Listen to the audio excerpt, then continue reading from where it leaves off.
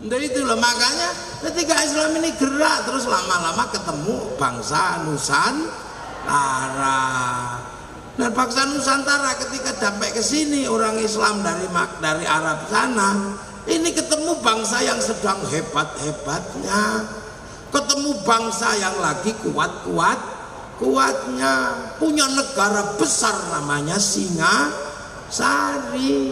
negara adidaya, adikuasa, negara yang mampu menaklukkan Mongolia. Padahal Mongolia menaklukkan Arab, menaklukkan Eropa, menaklukkan Cina. Itu ditaklukkan oleh bangsa Nusantara namanya Singasari.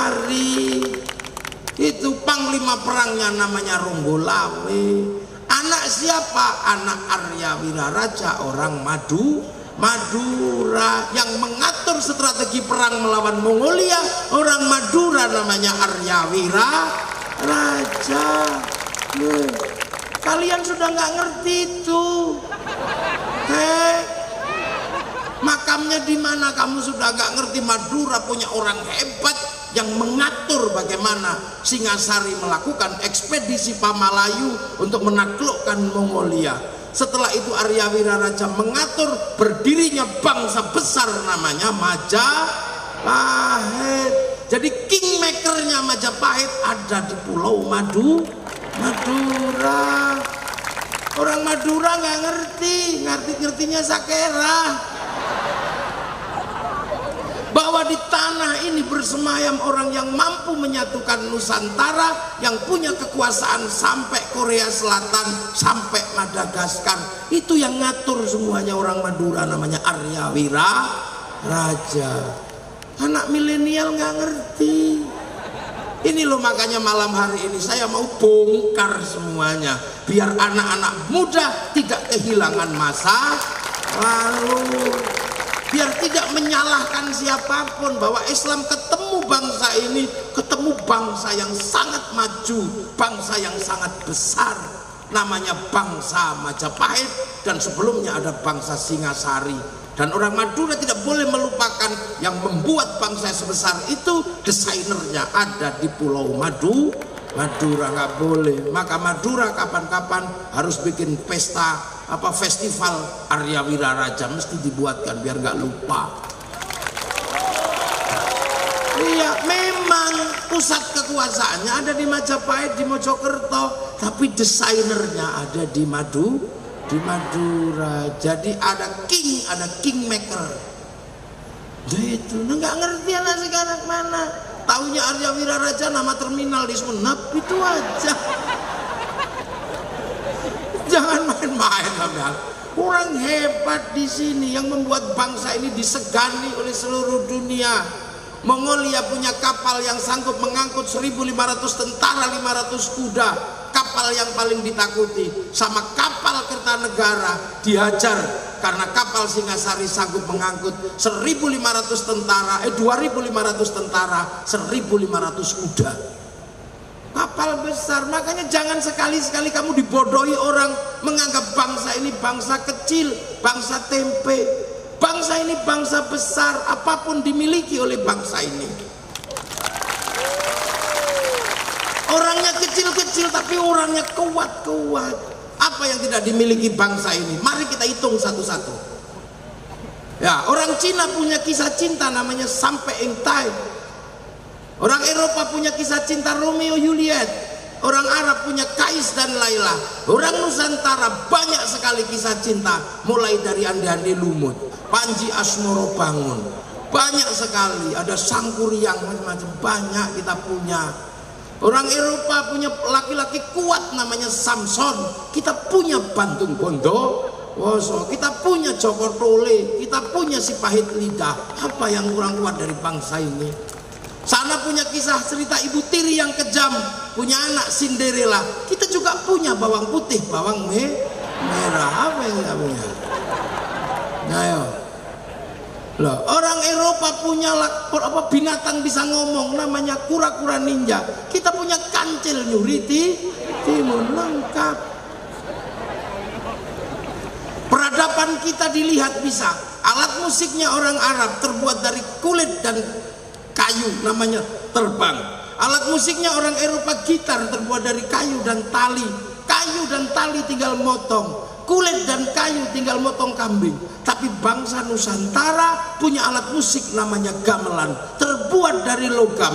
Hanya bangsa yang menguasai ilmu pertambangan yang maju dan penguasaan metalurgi yang mapan mampu membuat alat musik dari logam. Gak main-main.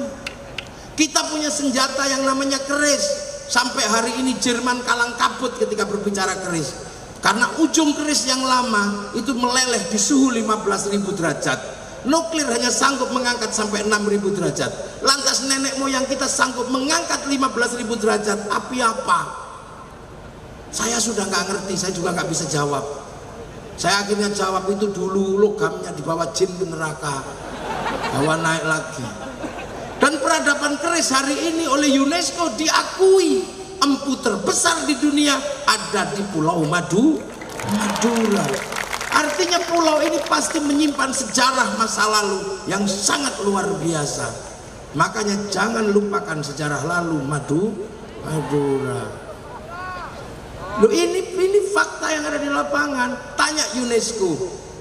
Peradaban keris di dunia pusatnya sekarang ada di Madura, dan satu-satunya empu perempuan ada di Pulau Madura.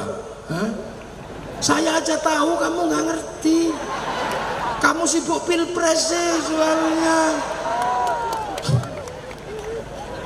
Mari kita pikir satu-satu. Kita punya bangsa besar. Loh, makanya para ulama ketika datang ke Nusantara nggak berani main-main. Cerita tentang surga yang airnya mengalir diceritakan di Nusantara nggak tertarik, karena Nusantara di mana-mana air mengalir. Diceritakan surga itu buah-buahannya banyak, Nusantara sudah banyak buah, cipluan di sawah banyak. Diceritakan surga itu minumnya susu, orang Nusantara nggak terlalu suka minum susu. Diceritakan surga banyak madu, di Nusantara di mana-mana madu. Minumnya arak, kalau mau bikin pohon kelapa banyak, namanya tua. Makanya tidak ada cerita pengislaman di Nusantara menggunakan cerita surga, karena Nusantara orang yang sudah pikirannya maju. Punya kitab undang-undang besar namanya Kitab Negara Kertagama. Punya hukum sosial terbaik namanya Kitab Sutasoma. Punya universitas terbesar di dunia namanya Universitas Nalanda. Lah itu makanya ketika Belanda walaupun 350 tahun ke sini tetap minggat, dan bangsa ini pelan-pelan menjadi bangsa yang bangkit, terus bangkit, dan bangsa ini semakin lama semakin maju. Jangan diprovokasi sampean. Bangsa ini bangsa terpuruk, bangsa jelek, presidennya jelek, TNI-nya jelek, Polri-nya jelek. Mana yang baik selain dirimu? Kita ini bangsa kuat hari ini. Jadi jangan kita ini hari ini iseng aja. Bangsa jelek, presidennya jelek, ya memang kurus, bajunya kotak-kotak dari dulu. Ya begitu itulah wajah presiden Indonesia, sama mirip kayak orang Madura, kurus-kurus aja kotak.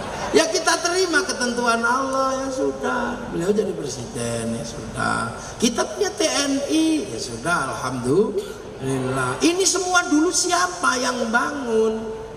Kok tiba-tiba semua sekarang menjadi Muslim? Padahal ini negara Hindu terkuat di dunia.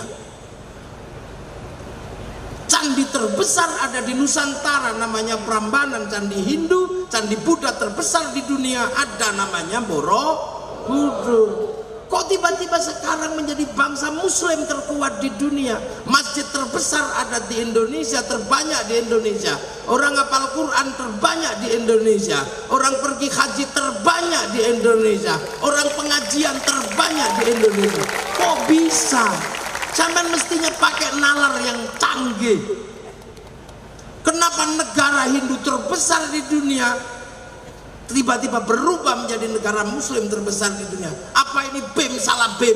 Bukan.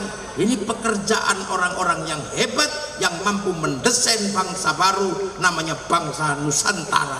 Butuh social engineering, butuh political engineering, butuh kedewasaan dalam sikap mengemban misi perubahan di Nusantara. Dan itu siapa? Para wali. Wali itu siapa? Wali itu orang-orang yang download programnya Allah.